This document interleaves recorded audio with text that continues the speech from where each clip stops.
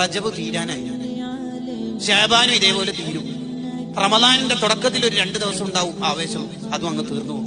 എത്ര റമദാൻ നമുക്ക് അള്ളാഹു തന്നു, എത്ര വഅലിന്റെ മജ്‌ലിസിൽ നമ്മൾ അള്ളാഹു പങ്കെടുപ്പിച്ചു, എത്ര ഉസ്താദുമാരെ നമ്മൾ കണ്ടു, എത്ര പേര് നമ്മുടെ മുന്നിൽ നിന്ന് മരിച്ചുപോയി, എത്ര ഖബർസ്ഥാനുകൾ നമ്മൾ അള്ളാഹു കാണിച്ചു തന്നു.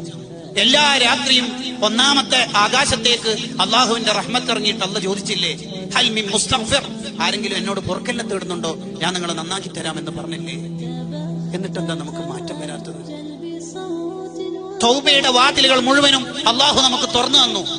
വസാരിഉ, നിങ്ങൾ വരി വരി വരി എന്ന് അള്ളാഹു നമ്മളെ നിരന്തരം വിളിച്ചുകൊണ്ടിരുന്നു.